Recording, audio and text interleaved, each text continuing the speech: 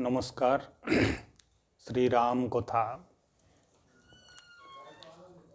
ओम चिन्मये अस्मिन् महाविष्णु जाते दशरथो हरे रघुकुले अखिलं राति राजतेजो मयि स्थितः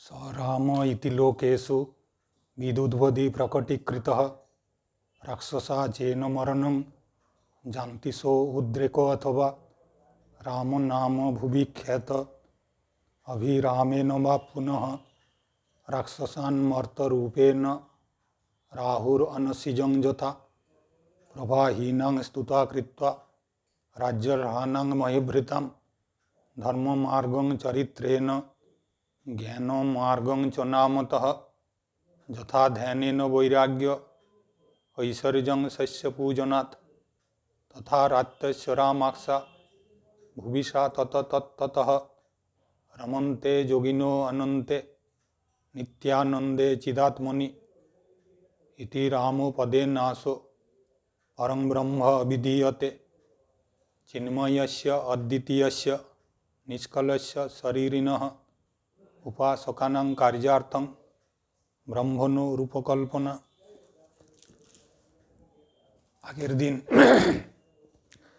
আগের দিন আমরা ভগবান শ্রীরামচন্দ্রের বাল্যলীলা, ভগবানের জন্ম হয়েছে তার বাল্যলীলা আলোচনা করছিলাম।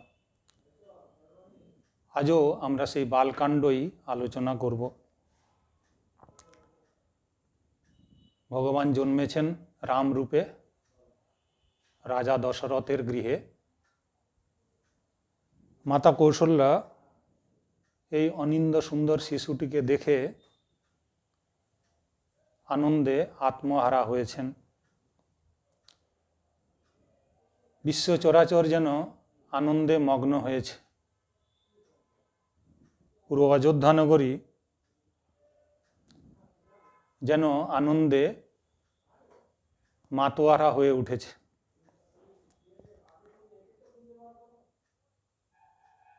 রাজা দশরথ যাকে যা পারছেন দিচ্ছেন। তার মন পরম প্রেমে উচ্ছ্বসিত হয়েছে, শরীর হয়েছে রোমাঞ্চিত। আবেগ যেন তিনি সংবরণ করে উঠতে পারছেন না। তাই ভগবান রামচন্দ্র কেন মানব রূপে অবতীর্ণ হলেন না, তিনি ভূভার হরণ করবেন বলে, পৃথিবীর ভূভার হরণ করার জন্যই তিনি রাম রূপে অবতীর্ণ হয়েছেন। ভগবান যখন নররূপ ধারণ করেন তখন তিনি ব্রাহ্মণ, ধেনু, দেবতা ও সন্তদের হিতে পরিত্রাণায় সাধুনাং বিনাশায় চ দুষ্কৃতাম, সাধুদের রক্ষার জন্য আর দুষ্কৃতীদের বিনাশের জন্য তিনি নররূপে অবতীর্ণ হন। তার নিজের ইচ্ছাতেই এই নির্মিত তার দেহ, যা মায়া, গুণ আর ইন্দ্রিয়ের অতীত। যার নাম শুনলে সকলের কল্যাণ হয়, সেই প্রভু এসেছেন রাজা দশরথের গৃহে। দশরথ বলছেন যে যার নাম শুনলে জগতের কল্যাণ হয়, শুধু একবার রাম উচ্চারণ করলেই সমস্ত পাপ থেকে মুক্ত হয়ে যায়, সেই প্রভু আজ আমার ঘরে এলেন। রাজা দশরথ রাজবাদকদের ডাকলেন। তারা বিভিন্ন রকম বাদ্যযন্ত্র বাজাতে লাগলেন। গুরু বশিষ্ঠকে ডাকা হলো। গুরু বশিষ্ঠ ব্রাহ্মণদের নিয়ে রাজার দরবারে এসে উপস্থিত হলেন। তিনি এই অনুপম বালককে দেখে হলেন বিস্মিত। এই বালক যেন সমস্ত গুণের রাশি, আর তার গুণ যেন বর্ণনার অতীত। রাজা দশরথের প্রার্থনা অনুসারে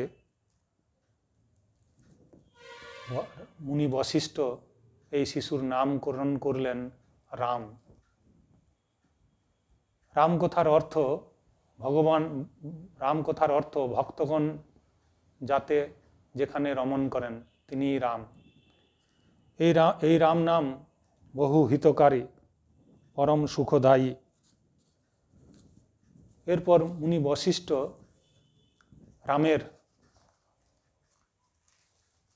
স্বরূপ ব্যাখ্যা করছেন রাজা দশরথের সম্মুখে। মুনি বশিষ্ঠ বলছেন, এই রাম হলেন যিনি নিজের মায়া দ্বারা সর্বজগৎ সৃষ্টি করিয়া তাহার অন্তরে ও বাহিরে সর্বত্র আকাশের ন্যায় পরিব্যাপ্ত হইয়া বিরাজমান এবং অন্তর্যামী রূপে নিগুড়। তিনি সর্বান্তঃকরণে স্থিত হইয়া স্বকীয় মায়া শক্তি সহায়ে এই সৃষ্ট বিশ্বকে পরিচালিত করিতেছেন। তিনি এই সর্বজগৎ সৃষ্টি করেছেন এবং সর্বজগৎ সৃষ্টি করে তারই অন্তরে অন্তর্যামী রূপে নিগুড় হয়ে বিরাজ করছেন তার মায়া শক্তি সহায়ে।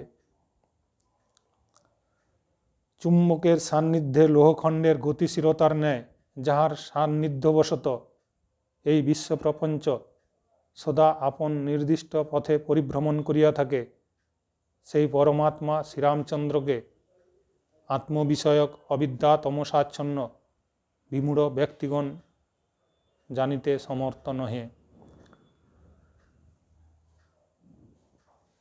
যেমন চুম্বকের কাছে এলে লোহার খণ্ডকে চুম্বক টেনে নেয়, সেই রকম শ্রীরামচন্দ্র এই বিশ্ব প্রপঞ্চের সব কিছুকে, এই বিশ্ব সৃষ্টির সব কিছুকে যেন তার আজ্ঞায় নির্দিষ্ট পথে সব পরিভ্রমণ করছে।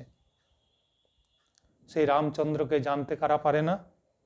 যারা অবিদ্যা তমসাচ্ছন্ন বিমূঢ় ব্যক্তি। কারা অবিদ্যা তমসাচ্ছন্ন বিমূঢ় ব্যক্তি?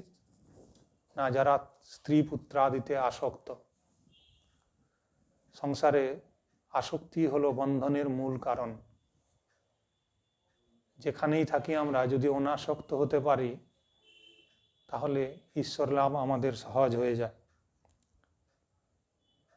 এই মূঢ় ব্যক্তিগণ কি করে না, মূঢ় ব্যক্তিগণ মায়াতীত বিশুদ্ধ জ্ঞান স্বরূপ পরমাত্মাত স্বীয় অজ্ঞান আরোপ করিয়া থাকে। অর্থাৎ নিজে যেমন সেই রকম মনে করে জগতের সব কিছুকে। তারা রামচন্দ্রকেও সেই রকম অজ্ঞানী মনে করে।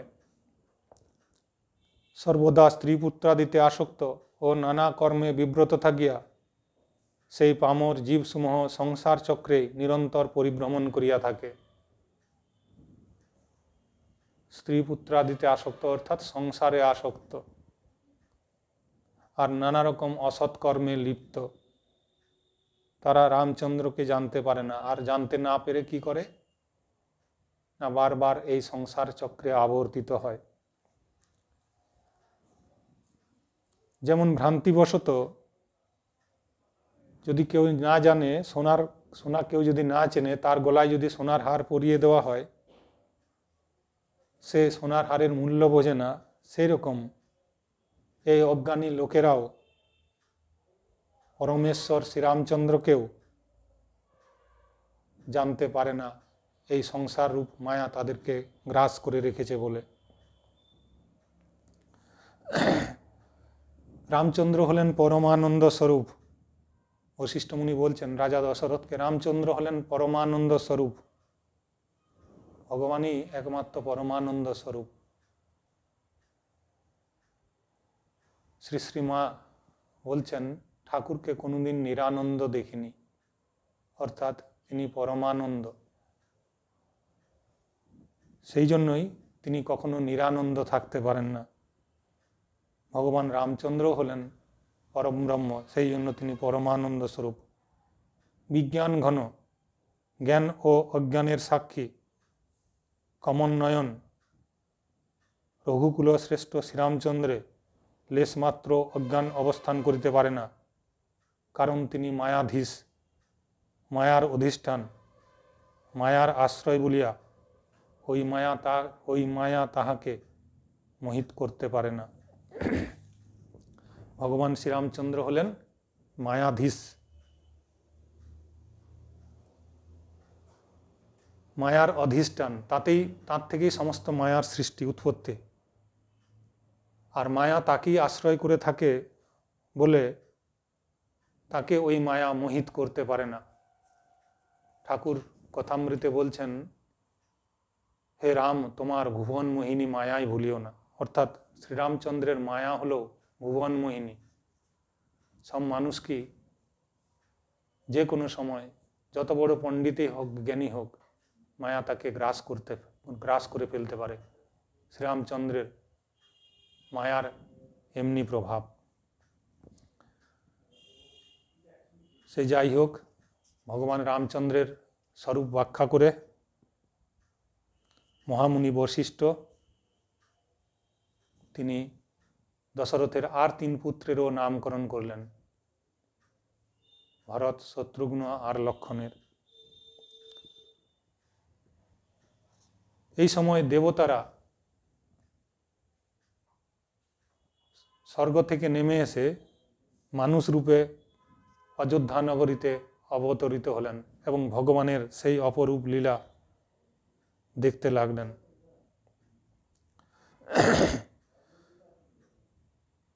এবং তারা এই সুন্দর শিশুকে তারা রথ, স্বর্ণ, গোধন, হীরা উজাড় করে সব অর্ঘ্য দিতে লাগলেন। সকলের মন তিনি সন্তুষ্ট করলেন, তার অজস্র আশীর্বাদ দিলেন, সব সন্তান যেন দীর্ঘজীবী হন। রাজা দশরথ সবার কাছে এই প্রার্থনা করতে লাগলেন।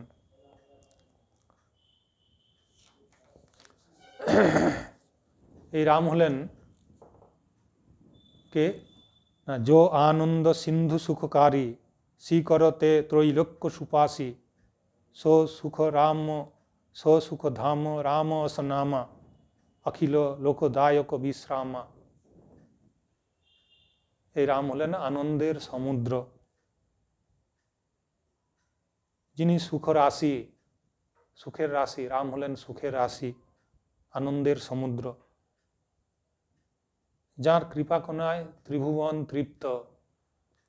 ত্রিভুবনের এই যে তৃপ্তি, এটিও তার কৃপা।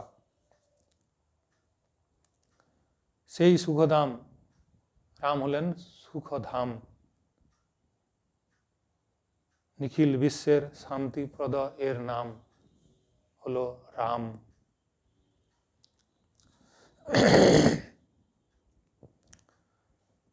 রামচন্দ্র এরপর মহামুনি বাল্মীকি রামচন্দ্রের বাল্যলীলা, তার বালকাণ্ডেতে আলোচনা করছেন যে নূপুর পরে বালক শ্রীরামচন্দ্র যখন রাজা দশরথের প্রাসাদেতে দৌড়াদৌড়ি করতেন আর তার মায়েরা যখন ধরতে পারতেন না, তখন সেই অতীব সুন্দর বাল্যলীলা ভগবান রামচন্দ্র ছুটছেন আর তার মায়েরা কৌশল্যা, কৈকেয়ী, এরা সব পিছনে পিছনে দৌড়াচ্ছেন ভগবান শ্রীরামচন্দ্রকে ধরবেন বলে। কিন্তু সমস্ত জগতের যিনি ধারক, তিনি যদি নিজে ধরা না দেন, কে তাকে ধরতে পারে? দৌড়াদৌড়ি করছেন, তার মুখমণ্ডলে ঘাম এসেছে, সুন্দর আয়ত চক্ষু, কালো মেঘের মতো, বর্ষাকালের কালো মেঘের মতো ঘন শ্যাম বর্ণ, আর তার কুঞ্চিত কেশ কপালের উপর ঘামের সাথে কপালে লেপ্টে গেছে। এত সুন্দর লাগছে যেন কোটি কামদেবের সভায় মণ্ডিত নীলকমল সেই মুখরাশি, ঘন মেঘের মতো শ্যামবর্ণ সেই দেহ, তার অরুণ চরণ কমলে নখের জ্যোতি দেখে মনে হয় কমল দলে যেন মুক্ত বসানো। রামচন্দ্রের হাতের তালুতে বজ্র, ধ্বজা আর অঙ্কুশ ইত্যাদি রেখায় শোভিত। আর তার ওই নূপুরের ধ্বনি, যখন তিনি দৌড়াচ্ছেন তার নূপুরের ধ্বনি মুনির মনকেও, যে মুনি ধ্যানস্থ আছেন তার মনকেও আকৃষ্ট করছে। মুনি মন মোহন হারি, তার কোমরে কিঙ্কিনি, উদরে ত্রিবলি, নাভি গভীর, তা যে দেখেছে সেই জানে। বাল্মীকি বলছেন রামচন্দ্রের এই বাল্যলীলা, এই সুন্দর রামচন্দ্রের শিশুরূপ যে দেখেছে সেই এই রূপ কিছুটা ধারণা করতে পারে, তাছাড়া এই রূপের বর্ণনা করা অসম্ভব। তার অলঙ্কিত বাহু বিশাল, বুক বাক নখে সুশোভিত, হৃদয়ে রত্নাহারের শোভা, আর ভৃগুচরণের চিহ্ন দেখে মন হয় মুগ্ধ। শঙ্খের মতো তাঁর কণ্ঠ, অতি সুন্দর তাঁর চিবুক, মুখে অমিত কামদেবের সৌন্দর্য, দুই হাত রাঙা ঠোঁট, দুই দাঁত রাঙা ঠোঁট, আর তার নাকের উপর ছোট্ট তিলের কে বর্ণনা দিতে পারে। মহর্ষি বাল্মীকি ভগবান রামচন্দ্রের শিশুরূপের সৌন্দর্যের কথা ব্যাখ্যা করছেন। সুন্দর কান, সুন্দর গাল, অতি মধুর আধো আধো কথা,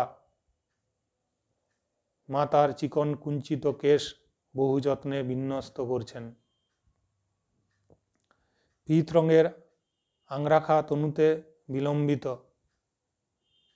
জানু ও পানির গতিভঙ্গি দেখে মন মুগ্ধ। শ্রুতি ও শেষনাগ যে রূপের বর্ণনা দিতে পারেন না, সে রূপ কি তা সেই জানে যে একবার স্বপ্নেও দেখেছে। ভগবান রামচন্দ্রের বাল্যরূপ বলছেন যে এই রূপ একবার দেখেছে সেই জানে, সেই এই রূপের কিছুটা বর্ণনা করতে পারে। তিনি সুখরাশি, তিনি মোহ জ্ঞান ও বাণীর অতীত,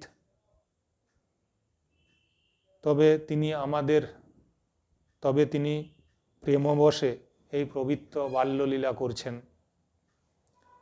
এইভাবে জগতের মাতা পিতা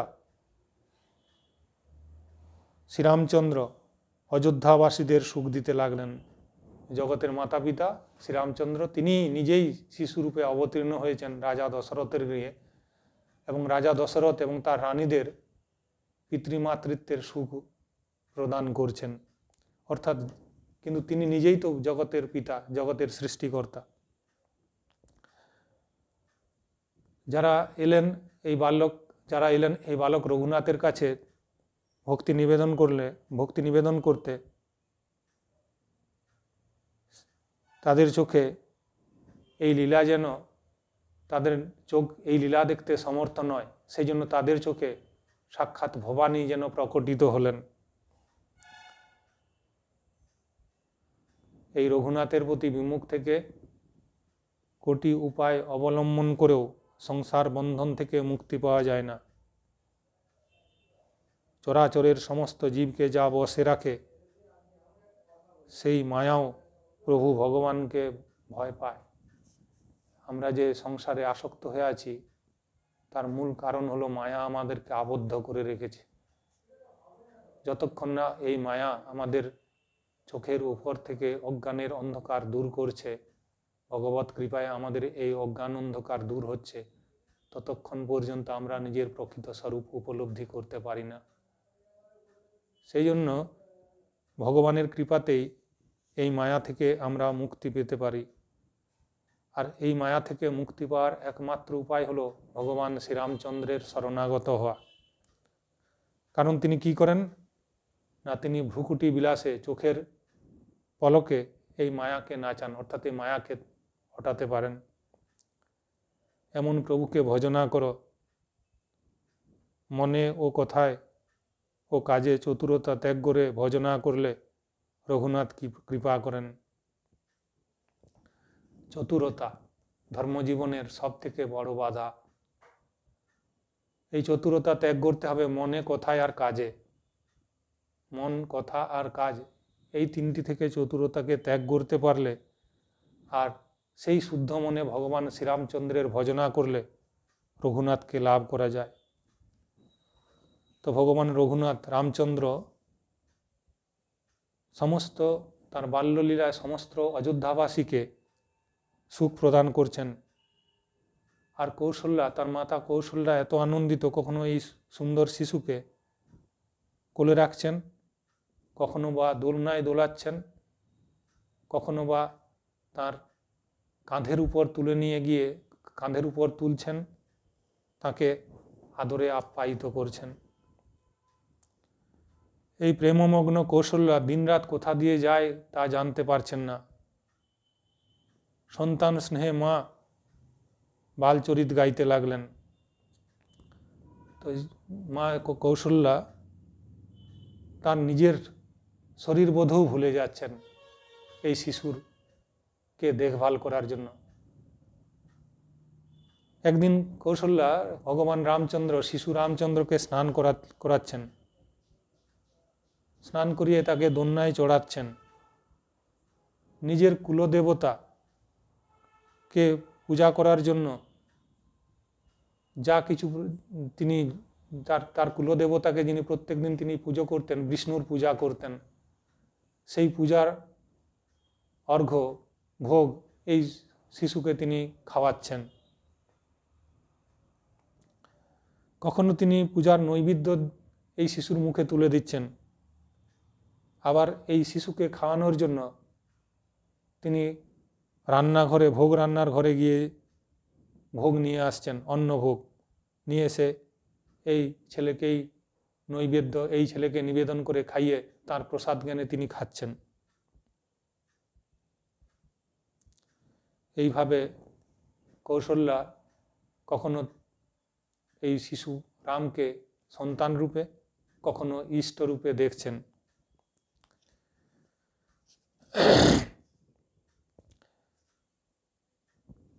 একবার ভগবান রামচন্দ্রের কৃপা হলো তার মায়ের প্রতি। তিনি কি করলেন? দেখ রাহা মাত হি নিজ অদ্ভুত রূপ অখণ্ড, রোম রোম প্রতি লাগে কোটি কোটি ব্রহ্মাণ্ড। ভগবান ভক্তের ব্যাকুলতায় বিগলিত হন। কৌশল্যার এই ব্যাকুল অবস্থা দেখে ভগবান রামচন্দ্র কি করলেন? তিনি তার মাকে তার নিজের অদ্ভুত রূপ দেখালেন। কি সেই অদ্ভুত রূপ? তিনি বলছেন, মা দেখো আমার এই অদ্ভুত রূপ। রোম রোম প্রতি লাগে কোটি কোটি ব্রহ্মাণ্ড। তার রোমকূপে, শরীরের যে লোমগুলি, সেই রোমকূপেতে কোটি কোটি ব্রহ্মাণ্ডের অবস্থান। কৌশল্যা দেখছেন এই শিশু বালকের শরীরের মধ্যে কি? তিনি দেখছেন অগণিত রবিশশী শিরচতুরানন, বহুগিরি সরিত সিন্ধু মহিকানন, কাল কর্ম গুণ জ্ঞান সুভাব, সই দেখা জো শুনা নো কাউ। তিনি দেখলেন, মাতা কৌশল্যা দেখলেন এই শিশু রামচন্দ্রের শরীরে অগণিত সূর্য, অগণিত চন্দ্র, এমনকি শিব ব্রহ্মাকেও তার ওই রোমকূপের মধ্যে অবস্থান করতে দেখলেন। কি দেখলেন? বহু গিরি, নদী, সিন্ধু, পৃথিবী, অরণ্য। দেখলেন কাল কর্ম গুণ আর শোভন জ্ঞানকে। তিনি দেখলেন এমন কিছু যার কথা কেউ শোনেনি, অর্থাৎ ভগবানের বিশ্বরূপ দর্শন করলেন। মাতা কৌশল্যা রামচন্দ্রের, ওই শিশু রামচন্দ্রের শরীরের মধ্যে কোটি কোটি সূর্য, কোটি কোটি চন্দ্র, অসংখ্য নদী, পর্বত, গৃহ, পাথর, মুনি, ঋষি, এমনকি ব্রহ্মা বিষ্ণুকেও, এমনকি ব্রহ্মা শিবকেও তার ওই রোমকূপের মধ্যে অবস্থান করতে দেখলেন। এই রূপ খুব এর কেউ আগে দেখেনি। পুথিকার বলছেন, তুলসীদাস বলছেন, এই রূপ এর আগে কেউ কখনো দেখেনি, মাতা কৌশল্যাই দেখলেন। সব দিক থেকে শক্তিমতী মায়াকে দেখলেন, খুব ভয় পেয়ে যে হাত জোড় করে দাঁড়িয়ে আছে।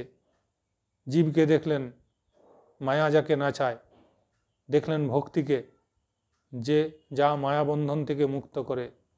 আর কি দেখলেন কৌশল্যা? দেখলেন দেখি মায়া সব বিধি গাড়ি, অভি সবিতি জোরে কর ঠাড়ি, দেখা জির ন চায়ু ন জারি দেখি ভগতি যো ছোরই তাহি। রামচন্দ্রের মধ্যেই দেখলেন শক্তিমতী মায়াকে, আবার দেখলেন এই মায়াই জোড়হাত করে আছে রামচন্দ্রের কাছে। আবার দেখলেন রামচন্দ্রের মধ্যে আছে জীবকে কেমন করে নাচায় এই মায়া। আবার দেখলেন ভক্তির দ্বারা জীব কি করে এই মায়ার থেকে অতিক্রম করে। অর্থাৎ বিশ্বপ্রপঞ্চের সমস্ত কিছুই এই রামচন্দ্রের মধ্যে অধিষ্ঠিত।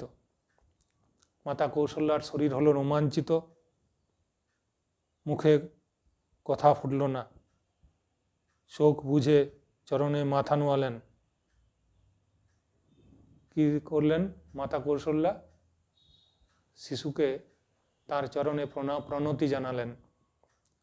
তো ভগবান রামচন্দ্র দেখছেন যদি মাকে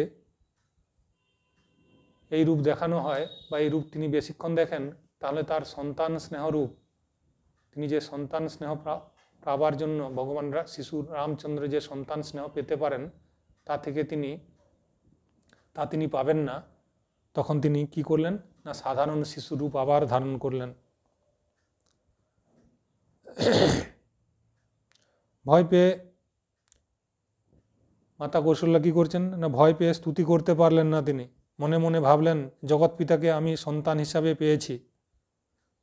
শ্রীহরি জননীকে নানাভাবে বোঝালেন, বললেন শোনো মা, একথা যেন কাউকে বলো না। কৌশল্যা ভাবছেন যে তিনি জগৎ পিতা হরিকে সন্তান রূপে পেয়েছেন এবং তার সেই তার রূপ দর্শন করেছেন। শিশু রামচন্দ্র মাতা কৌশল্যাকে বোঝাচ্ছেন যে মা এই কথা কাউকে বলো না যে তুমি আমার এই রূপ দেখেছ। তখন কৌশল্যা করছেন কি বারবার হাত জোড় করে মিনতি করতে লাগলেন এবং রামচন্দ্রের কাছে প্রার্থনা করতে লাগলেন তোমার মায়া যেন আমাকে আচ্ছন্ন না করে। আমরা একটু আগেই বললাম ঠাকুর কথামৃতে বারবার বলেছেন, অনেকবার বলেছেন, হে রাম তোমার ভুবন মোহিনী মায়াই ভুলিও না। মাতা কৌশল্যা এখানে বলছেন যে তুমি তোমার যে এই রূপ দেখালে, তুমি আমার সন্তান, আমি যেন এই মায়ায় মুগ্ধ হয়ে না যাই, যেন তোমার মায়ায় আমাকে আচ্ছন্ন না করে। এইভাবে ভগবান রামচন্দ্র শ্রীহরি বিভিন্নভাবে নরলীলা করতে লাগলেন। ভগবান রামচন্দ্রের এই নরলীলা ভক্তদের অত্যন্ত আনন্দদায়ক। কিছুকাল গেলে রামচন্দ্র বড় হতে লাগলেন এবং পরিজনদের সুখের কারণ হতে লাগলেন। এই ভগবান রামচন্দ্র এরপর কি হলো না তার চূড়াকরণের সময়, অর্থাৎ পৈতে দেওয়ার সময় এলো। তখন তার বয়স 6 বৎসর। বিভিন্ন দেশ থেকে বিপ্রেরা অর্থাৎ ব্রাহ্মণেরা আসতে লাগলেন। রাজা দশরথের 4 সন্তানের মনোহর অপরূপ রূপ দেখে তারা বিস্মিত হতে লাগলেন, বিশেষ করে শ্রীরামচন্দ্রকে দেখে। মুনি ঋষিরা ভাবছেন যিনি মন কর্ম ও বচনের অগোচর সেই প্রভু দশরথের অঙ্গনে বিচরণ করছেন। ভগবান হলেন নির্গুণ গুণময়, যিনি মন কর্ম আর বচনের অগোচর। মন তাকে চিন্তা করতে পারে না, কর্ম তাকে প্রকাশ করতে পারে না, বচন তার কথা বলতে পারে না। সেই তিনি মানুষ রূপ ধরে রাজা দশরথের অঙ্গনে বিচরণ করছেন। দশরথ যখন তাকে খেতে ডাকছেন তিনি যাচ্ছেন। ভগবান রামচন্দ্র এইভাবে যখন তার বাল্যলীলা চলছে, আকাশমার্গ থেকে বিভিন্ন দেবতারা তা দর্শন করে তার উপর পুষ্পবৃষ্টি করতে লাগছেন। কৌশল্যা যখন এই রামচন্দ্রকে ডাকছেন তখন তিনি নেচে নেচে দূরে সরে যাচ্ছেন। নিগম যাকে নেতি নেতি করে জেনেছেন, শিব যার অন্তপান্নে জননী দৌড়ে তাকে কি ধরতে পারেন? আমরা একটু আগেই বললাম যে যিনি এই জগৎকে ধারণ করেন তিনি যদি নিজে ধরা না দেন কেউ তাকে ধরতে পারে না। এখানে পুথিকার বলছেন, নিগম যাকে নেতি নেতি করে জেনেছেন, শিব যার অন্ত পাননি, সেই জননী কি তাকে দৌড়ে ধরতে পারেন? ওম রামায় রামচন্দ্রায় রামভদ্রায় বেধসে রঘুনাথায় নাথায় সীতয়া পতয়ে নমঃ।